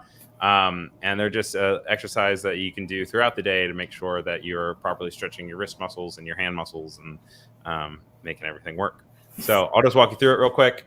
You're going to take both your hands, you're going to put them out forward like this, and then you're going to bring them in with monkey paws. Ooh, ah. Ooh, ah. Yeah, see, the noises are very important. Doesn't work if you don't do it. Exactly. You can release that. You're going to go down like this. You're going to bring it in. And ooh, ah, ah. I can normally feel this one in my wrist a little bit. Yeah, see, if it hurts at all, make sure you don't do it. You don't, I'm not a medical professional. Don't want anyone to hurt themselves. Release that. You flip your hands over. Gotta give them away. Oh, see, that's the one. Oh, you ready for it? You're still gonna bring it in still. Oh, dude. Okay. Yeah. Yeah, for sure. My least favorite one, but the one that works, and I need to do it more often because it hurts, is then you flip them towards yourself. Oh, okay. And then you bring it in. And that's the one. Yeah. That's it right there. So if you have to pulse it, you do it. It helps as well. Okay. But you just shake it up. Normally also a great time to drink some water if you've only been drinking coffee. Move your neck around a little bit. Make it so you're not all just hunched over. And then we'll just do it again one more cycle through. You go forward, bring it on in, release, down. Ooh, oh god.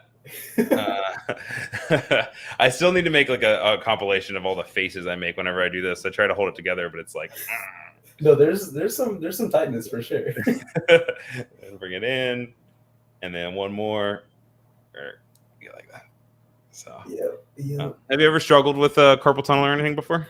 No, not so much my maybe my wrist a little bit, but I think for me it's mostly like because I'm hunched over all day on Cintiq. It's usually like my shoulder and my back are kind of the ones that like give me the most issues, I think. Yeah. But I had back when I worked at an agency, I had a freelancer come in. He was a great motion designer that really helped me in a tight spot.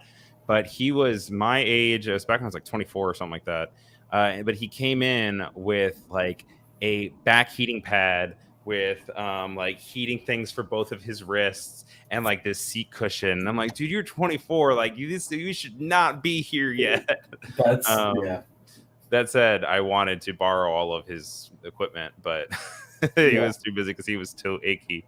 I think having the right setup is like super important, especially if it's something you're gonna be doing like day in, day out. 8, 9, 10, 11, 12 hours in a day. Like, I think having that, like, the right setup is super important. And like, I know even for me, I moved my Cintiq during this move, and like I had it in a different spot, and it like I had to move everything again because like my shoulder was like not used to going that spot. Yes. I feel like now like it was so used to being like clicked into place at one spot, and now it's like no, not here. We got to go back to. That's not where the muscle is. This is Yeah. we haven't built up years of resistance for this. Exactly. Yeah. Totally. You know, it's amazing how much like a small change of just like a few like inches in height or something that can make just such a monumental difference. And I'm still always trying to figure out my workspace to the best ability. I have my Cintiq that I use as mostly a monitor right here, and then I have like a vertical monitor over here. And I think this is like the happiest I've been with the setup in a long time. But yeah, always gotta check those out. We have a really great question in the chat for you though before we move on to from this to that. And it's from Fad Reza. They say, why does my character art feel so stiff? It makes me so angry. Can you suggest to me how to make a good flow in character art? Oh man, that's a really good question. I think for me, I think when you like you look at the pose that you've done, it's also it helped to like look at it myself too. But like, kind of going through and sometimes I'll do like a silhouette of it to kind of see like one in good character design. It's good to have like a nice silhouette of a character, but then kind of seeing like what parts look stiff just like in the outline, and then I like to, when I'm done with something, go back over it and draw it again, which is something we're probably going to show here in a second when with the what's it called? What's the next segment called? This to that. This to that, yeah. Where I like I'll go back over and redraw things multiple times and make sure like what part is looking like a little bit weird. Does it kind of look like I put just pieces together instead of letting the character become like this volumetric like thing that you could take out of the computer and like hold. I know one exercise we used to do in college to keep loose was you would just draw like just like a line or like just like a weird like shape, and then you use that shape and turn it into a character. And that kind of helps take some of like the I don't know, not precaution, but like the intimidation kind of. Yeah, yeah, that's it. Yeah.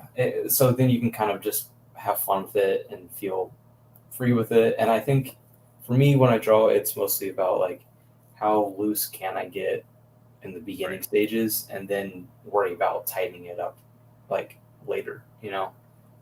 So just getting something down on the computer, on the Cintiq, and then going in and then crisping it up from there. But I think it's hard to, if you start off super crisp with the drawing and then trying to loosen it up.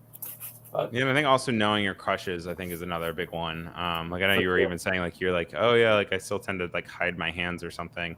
Yeah. Or if you have people that are constantly doing the same pose, I'd say use yourself as a reference. Just sitting down and drawing is difficult if you don't necessarily have any sort of like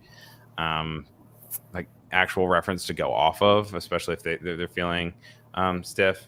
I think you bringing up silhouettes is a really good point. I think it's something that in that character design class that I did that they really harped on, and the idea of kind of similar to the line, just throwing down a bunch of shapes, filling them in, and then being like, okay, this has to be a character. And you can add on to that silhouette to then help it improve that vibe, but it's still anything to get you out of that rut of just like your brain wants to make the same thing over and over again. Yeah. Which I think every artist falls into that part specifically. Is like I was looking through some of my stuff before this, and I was like, I draw the same pose for like a lot of stuff, which it's nice to like, and not like you said, look at your crutches and be like, this is something I do too much, you know. But yeah, I remember, I think junior year of college, it was for midterms. We had to go and we had to hang up all of our work on the wall. And when I did it, I just realized that every single composition I had like 2 characters in like similar kind of compositions, and it was like really important because there's no other time where you really take your work. I mean, you have Instagram that puts it in a grid or something, but like taking work that you actually are passionate about, just putting it together and being like, okay, what is the what is the through line? What do I lean on too much? What is like a something that, you know, is important that I don't realize is important, or, you know, what is a weakness that I'm kind of not acknowledging? I think those are cool. Definitely. To at least seeing yourself.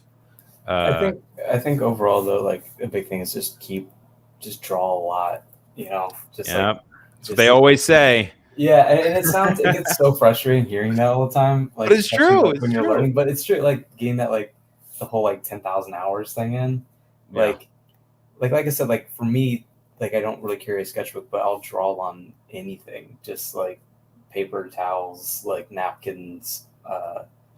I don't draw on like things I'm not supposed to, so I don't draw on like tables and stuff, but I do sometimes. But like just like drawing, like if anytime you like get an idea or anytime you like have that like spark of inspiration or whatever, you know, just keep practicing at it. Yeah, no, I mean, it's definitely a thing. It's like I need to practice what I preach. I like I said, I have a passion for cartooning, but I've never really gone down it too much in the sense of like seriously pursuing it, because it's like it's just the amount that you have to draw in order to get a comfort and a confidence in drawing anything is it's quite the undertaking. So I've been very good, man. I've looked at them; they're really good. Not like this. I mean, these are remarkable. I'm just like scrolling down as we like continue to talk, and I realized that we didn't talk about one of these really cool ones that you have that almost kind of looks like a Riso print, because you offset the color a little bit. With this like displacement, and it feels like a vintage cartoon. This horse is hilarious. Oh, thanks. I basically just redrew that for the sketch thing we're doing right now, where I'm just like doodling. But yeah, that one's really fun. I had a fun time on that. And I also really like your approach to guns too, because the guns are very comic-y. They don't like actually have a feeling of threat or danger. Like they just feel like a cartoon gun.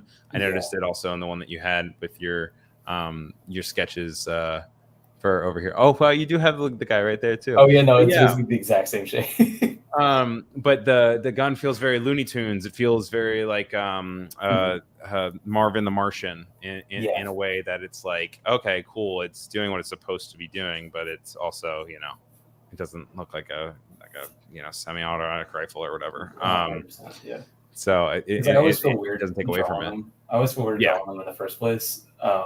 So when I do, I'm like, I want it to be like you couldn't take this out of the cartoon. And you know what I mean? Like it's like, which is tough. How did you necessarily get the mechanics down of stuff? Like if you have a hard time drawing something, do you draw it realistically several times and then try to abstract it, or do you always kind of start with the abstraction?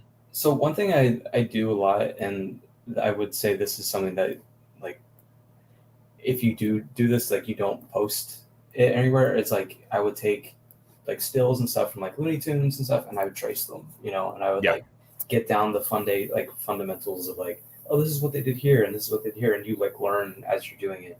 And obviously, you don't put that anywhere because it's not. Like, it's not your work, but it's you know, it's a good. It's like a drill. Yeah, exactly. Yeah, I think that's something that really helped me when it came to like drawing things I struggle with. Like I'm really bad at drawing like cars. Like cars are super hard for me, and like so I what? I mean, what? This is beautiful. Dude, this truck is fantastic. But it was super hard. Like that was if you look, that's like the only one I have because like. It's great though. It feels solid. I feel like it could drive off of the screen without like falling apart or like wobbling away. But but even looking at it now, I'm like, oh, the wheels are weird, and like there's just like little things from like, I don't know. Yeah, there's some things in there where I would change.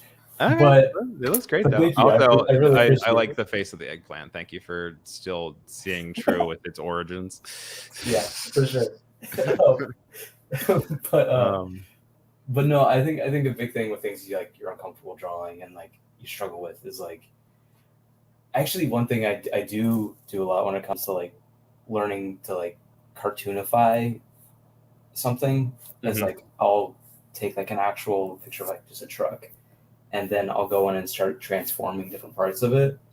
Right. So like I'll squish like the whole thing, and then like I'll like make the what's the I'm bad with cars. What's the thing that's like the muffler, the the pipe, the thing like you sit in like with the windshield and like the main part of like the truck that like the person's in. Oh, like just like the cabin or whatever. Yeah, cabin. That's the word. I don't even know if cabin is the proper term, but yeah. But like I'll like make that longer, and like I'll make the wheels really big, and like I'll basically like cartoonify the real picture, and then I'll go in and like I'll try to like replicate that, in like my own drawing or something. But right. Also, if just you want to kind of like baby step your way into like a cartoony vibe of it. Definitely, yeah. And I think a good person, if you want to look at like car references, Akira Toriyama draws some like incredible cars. That's like the creator of Dragon Ball. If you look at like some of his like early which work, is unexpected with Dragon Ball and cars, like that's so. Yeah, his early work before like Dragon Ball Z and stuff, where like everyone gets like super ripped, is it's really charming. Like Dragon Ball art is like it's incredible. Yeah, and the way he draws cars are like he kind of does this thing where he squashes them, makes them real cute, but there's so many little intricate details going on in there. So yeah, if you want to look up car reference, he's a really fun. Oh, good to know. Designer to look at. All right, so with that, I think we should hop on into From This to That then. Oh, cool. From this to that. So, that's the wrong one. Here we go. We have this, and so you have these two different pieces of Clue that you have then drawn and redrawn. When was the first one and when was the second one? So I think this was like maybe a year difference. Okay. And I did the time is so weird now, but I think the Clue one is from 2021. Okay. The second one, and then the first one was from like either I think 2019, end of 2019. So pre and post pandemic. Yeah, exactly. Yeah, I changed. I had to reevaluate all my drawings. They all seem a little bit more isolated. Yeah, exactly. But yeah, I think I really like to go back and look at some of my old work and see like where I've changed and the things I've kept.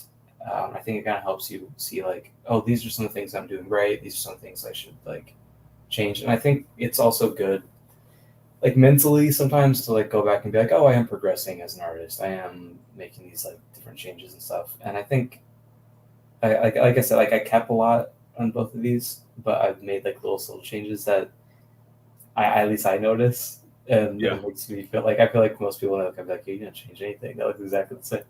But there's no, like, I mean, I had a few that I wanted to call out. I mean, cool. Definitely Colonel Mustard, who I always play as if I play Clue. He got a lot angrier, so he's a little bit more of a suspect between the older version and the newer version. Exactly, yeah. And I think a big thing with this one for me was I was looking at it and like I love Clue and it's like one of my favorite games and stuff. And I was like, well, I really had fun doing this and I want to kind of go back in and like play with it a little bit more. And I was looking at it and I felt kind of like I was like putting pieces together rather than like making like a volumetric character being. And even then it still is very flat and very stylized, but I think going in and like kind of piecing it together in a different way than I did before was really fun. And kind of my style might have changed a little bit here and there, like I drew the eyes a little bit different and the giving me some Schoolhouse Rock vibes, which I love. Yeah, no, exactly. That's what I was going for sure. Yeah, I love Schoolhouse Rock. But you also can see that you have become more bulbous in the newer version. Between like the boots are rounded off, you also rounded off kind of like where he tucks in his shirt. The dressings of the shoulder pads are a lot bigger and have a lot more volume to them. He feels more approachable, even though he looks angrier. Yeah. I think making it just look cuter. Like I love making cartoon like cute designs, you know. Yeah. So I think for this it was a matter of like I said, like I had fun doing it, and I had some time to like, go back in and just kind of playing with it a little bit more and like tweaking it. Because sometimes I'll draw something and it'll be finished, and I'll be like, okay, I never want to see it again. I'm done. Like, Yeah. I hate it. I'm just it has happened. Yeah, exactly. And then when I get that moment to like look back at something, oh, actually that's not bad, but I would change this and I would change that, and then I'm like, oh wait, I could just do that. I could just change it, you know. I will say, as far as making things cuter, though, you really did Miss Peacock and Miss White dirty. Yeah. You took away Miss Peacock's makeover. You took her makeup off. Yeah. You got rid of the rosy cheeks. Yeah, that one was really fun. This was like my favorite one, I think. Yeah, and like playing with like the little peacock feather, making it a little more simplified, and like making changes to the hair as well. Yeah, just doing like little tiny things. I think it's what I had fun with on this, and then I also like added some more characters too in the new one. I can switch back to it real quick. Yeah. Let's see here. Oh yeah. Like so I added you have some from the expansion game. I guess there's like a expansion pack. It makes me happy that you added Mr. Body. Yeah. It was between that and I forget. There's another one from the expansion pack, but I was like, I want to draw a dead person. Like that'd be fun. But like a dead person, almost in a comedic way that like. Yeah. You still feel like almost you could play him almost. You know? Exactly. Yeah. Or like I when I was trying to imagine them as like the cards, and then so like Mr. Body is just like the card and like laid in one room. Which is really kind of fun. I can never play with my sister though, because she has some like method down where she can beat me in like 3 or 4 turns, and she's had it since we were like 12, and I'm like, I don't know what you do, but I can't play with you anymore. That's so funny. Like my wife is the exact same way, and I beat her one time during the pandemic, and I was like, I think we're done. I don't want to play anymore. Like, I don't think I'll ever win again. I also really like your approach to all the weapons, similar to what we were talking about with guns and stuff. I think that even though they're all very threatening things, they're all like the cutest murder weapons in the world. I'm trying to think of like even that candlestick that you have in both iterations is really great. And then I said that you were saying that you did Miss White pretty dirty because like something's going on with her eye now that she just previously kind of had under wraps and not like anymore. Twitching a little bit, She's seen too much, Yeah. She's under a lot of stress now. And the simplification of, I think the duster is really strong. If I were to look at the original one, I wouldn't think that you would need to improve it. But then once you improve it, I'm like, oh, okay, yeah. I think that's the thing that like I catch myself doing a lot where I'm like, oh, there's thunder outside. I catch myself doing a lot where I'm like, oh yeah, the original, like it's fine, like it's okay, and then I look at it for too long, and I'm like, oh no, I want to change. Like even after like I post something, I'm like, oh, I want to change it. Like there's already things looking at this again where I'm like, I would fix a couple of different things, but. Well, it's been what? It's been another like year and a half, right? So about a half year, you can do it again. Yeah, so I just do every year and a half or something. I mean, it would be sick to have your own version of the game at some point. In college, I keep talking about college, but in college, I actually redid the entire set of Guess Who as like an experiment, and that was really fun. Dude, that's such a fun idea. And I had like added like political commentary to it when I did it, but I almost kind of just want to go in and just it'd be cool as like a wedding gift if you did it with all your friends, Dude, or that's a really fun idea. Yeah, that's really cool. It's just board games are so universal language that we all have these relationships to them, but then it's really cool to see you go in and create these cartoon versions. It's just really neat. Oh, thanks, and then you sent me over one other thing, which I thought was great. And it's another piece that you kind of reimagined. And this was for kind of like a show pitch that you were working on, right? Yeah, so when I was interning at Disney TV, they do like a big thing at the end with all the interns where you get to like come up with a pitch and you pitch it to executives. And it's more just like a training exercise, kind of be like get used to like getting up and talking in front of people and like pitching something and doing all that. But we had it was me and then I think two other artists and then an editor and then we had someone who was there and doing like our casting. Um, it was really fun. It was a really fun experience and stuff. But we came up with this pitch that was like about like these sailors and stuff. Back to the whole like flapjack thing. Um, but yeah, I think looking at this, it was like this was like I think a 2 year difference, 3 year difference. Where I think I don't usually redo something unless either I absolutely hate it or I absolutely love it. And I think both these are ones that like I love drawing and I had a really good time with. I look back at it and I'm like, this is really fun. I want to redraw it again.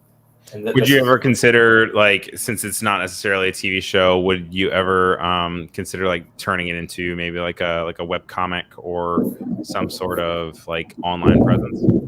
Yeah, so actually, I was thinking maybe not for this because it's something like I made with a couple other people, so it's not necessarily like my thing.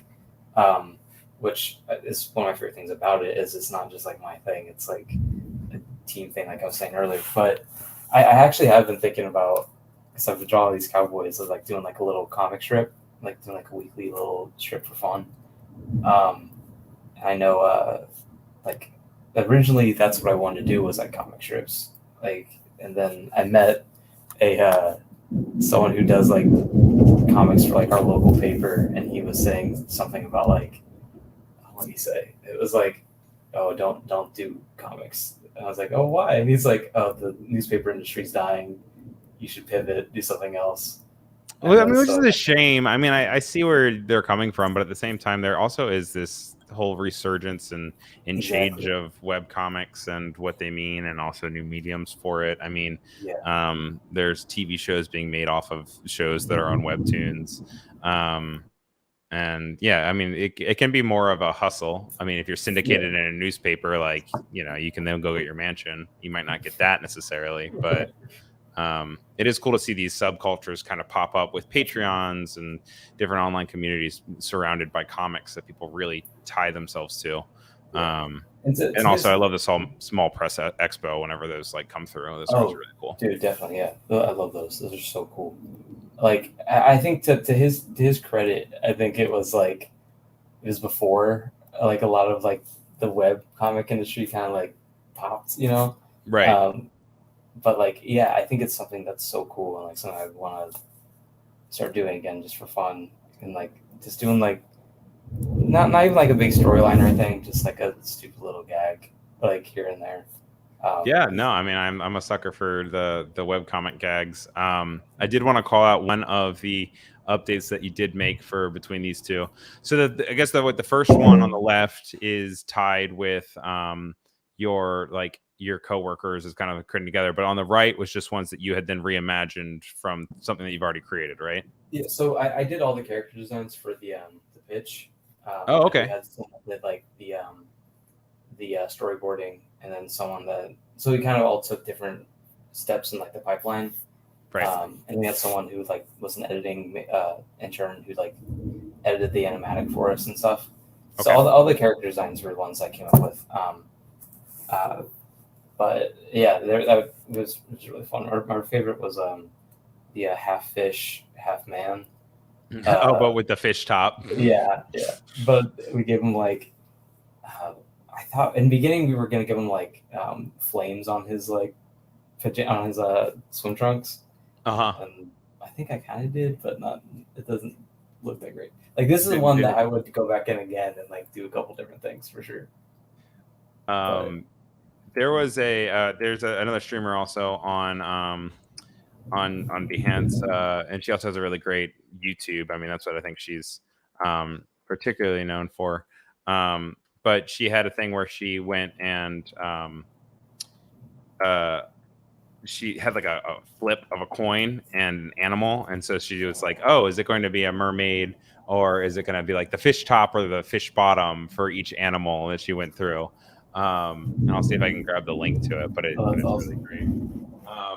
The one that I really wanted to call out though from this experience was this guy. Oh, yeah. You got rid of his glass eye. You made him a little bit more approachable. Yeah, yeah. Um, I but mean, once again, I really like all the props you have and the character that you have. I like that there's a leaf coming out of his peg leg. yeah. You know, it's important. It was fun. Kind of going back to this again to like I said, kind of like see, you know, where I've grown, if any, and things like that. But it was also fun, like playing with the story a little bit again. Like Mhm. he's like an old sea captain kind of guy. I Right. was like, oh, maybe his staff would be made out of like driftwood, so I changed like the color of the wood. But then that also doesn't make any sense because he has, a peg leg with a leaf on it. But just like little things like that, where it's like going back. No, it's fun. I mean, I'm all for it. By the way, I found the link for you guys if you want to check it out. It's for Casey the Golden. If you guys have ever seen her live here on Behance, she's super talented. And yeah, it looks like we're getting at the top of our hour, so we almost are out of time. But I do want to show this real quick, and also just show it to you because she's fantastic. She has that's so much fun. So she has like the one where she has the horse. What else she has? What is this? It's like a bird, I think, that then has it because she was missing out for a while where she kept getting it on the bottom, and then so she finally got one. I think this is a dog. And That's amazing. It's kind of like cat dog a little bit, like yeah. I mean, like a catfish. Yeah, it's like a catfish, and this is like a bunny fish. And yeah, you can watch this whole thing. I mean, it's 20 minutes long, but she has some hilarious commentary through it, and obviously it gets a little dark with the crazy goat at the end. That's so much fun. But make sure you guys check her stuff out. She's Casey Golden on YouTube, and she's also Casey the Golden here on Behance. And she's got some really fun stuff. But yeah, I think that kind of puts us at the top of the hour for you and for me. Was there anything else you wanted to kind of discuss in the last like 5 minutes or so before we say goodbye? No, I mean, I really appreciate you having me on, and like I hope I didn't ramble too much and I made. No, I had a blast. I got to talk about cartoons for 2 hours. Cool. Like this is the dream, Yeah, I hope I said something that was like coherently, put together, like helpful for anybody or whatever. But yeah, I had a great time. Yeah, you kidding? I mean, there was so much that we went through. I mean, especially talking about like the stiffness of characters, I thought was really good. I really liked seeing your process with how you jump around the canvas and using Photoshop as like with one layer versus different layers. I learned a lot. Had a good time. What can we expect to see from you next? I know that you said you are now doing some toy stuff. Obviously, you're under Disney's big NDA, but what, I guess, as vaguely as possible, like what can we expect to see from you next? I mean, some different products coming through. Those won't be out for like a little bit because it's like takes a while for toys to be made and everything. Of course. But, right now I'm helping out with some visual development for a couple different shows, which has been really fun. So that I'm always doodling and posting it on Instagram and Twitter. So really, I don't have anything super crazy coming out, but it's just me just drawing stuff, and then next time I'm gonna start doing some comic strips and things like that. So that's something that would be kind of fun. But and the comic strips are more like personal work that is coming just from things that you're passionate about, right? Yeah. So nothing too crazy. Just me working my job and drawing fun cartoons on the side. Yeah, I mean that's how it'll be great to have. And we can mostly catch those on your Instagram, which you have as Hi Adam Reed on Twitter, and then a Reed Cartoonist on Instagram. Yeah. And yeah, is it storming where you are? Dude, yeah, I keep on trying to mute it, and Oh, like you're good though. But I was just like, it, at first I thought it was your mic on your thing, and then I was like, no, it just sounds like it's just suddenly no, downpouring where it you just are. like it came out of nowhere, and like that's Florida, man. It's so weird. Yeah, coming from I California with no rain, now you I got to deal know. with the surprise downpour of Florida thunderstorms. Yeah, I'm so used to just like when it would rain, I'd like go outside and just like look at it and be like, Mhm. wow, rain. And now I'm like, dude, I wish it would stop raining. Like it's so much rain. Um, but yeah, it came out of nowhere. It's really coming down, which is fun. Well, so that's how it goes. But thank you so much for coming on the show. Really Thanks for appreciate you. And yeah, make sure you guys give him a follow. We'll go be sure to put his Instagram and his Twitter into the Behance chat for you guys to check out. And hopefully we'll have to check out whatever comes next with Garfield, even though you're not working with Garfield. Oh, dude, yeah, I'll post another Garfield sometime soon for sure. Yeah, right. I'm sure it just comes naturally. And yeah, try to bring Mr. Toad's Wild Ride back to Disney World because I got rid of it. So Yeah, man. That's my dream. it's the long game. That's why you're Yeah. down in Florida now. Yeah, I'm hitting the streets. You know, I'm really putting in the work to try to get it Campaigning back. for it. Yeah. All right. Well, thank you so much. And I will talk to you soon. Yeah. Thank you so much for having me. All right. Take care. See ya. All right, guys. And that is it for me for today. We will be back tomorrow, same 2 times for 2-hour shows again. We're going to be having Zachary Bromberg on, which I'm really excited about because we had him on last time. He's my old roommate. And we're also going to be having Ram Rees on, which will be fun to see. And we'll talk through all different types of great work, and yeah, I will take questions, interviews. We'll go through process again. We'll go through sketches. We'll go through inspiration, the whole gambit as you would expect. But make sure you tune back in, and we'll be here coming up next here on Adobe Live. Stay tuned. We still have another show coming up. So if you stick around, you'll automatically be pushed right into the XD Daily Challenge. I want to say thank you to Voodoo Val for moderating and being here for the whole show. Thank you to everybody else who came in and said hello, asked questions, had commentary. It was great to have you here. As you know, it's a live stream, so it's always helpful when we have active chat. Thank you for working and lurking if you were just there quietly watching. And thank you for watching the replay if you've been watching the replay and you are watching this long. But thank you to Abdullah, Afrija, Annika, Arshad, Clever, Sin, Emily, Fod, Gareth, Greg, Katarina, Mwenda, Oliver, Reverb, Mike, Sean, Budaval again, Wade, and Rick. As always, it's a pleasure to have you guys. Reverb Mike saying, I remember when XD meant laugh. I still read it that way. I'm still like, it's like the challenge, which it is not. But, you know, I digress. Anyway, thank you guys. I'm going to play you off with the regular thanks for watching, and then you'll be pushed right on into the challenge. Have a great day.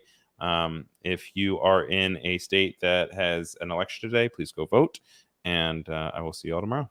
Bye.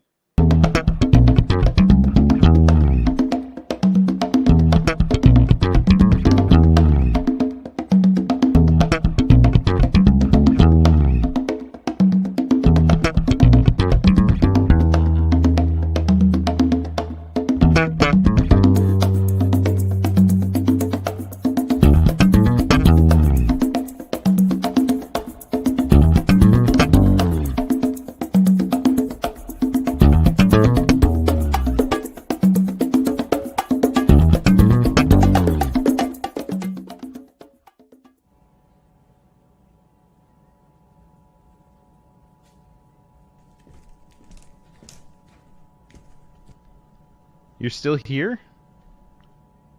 It's over. Go home. Go.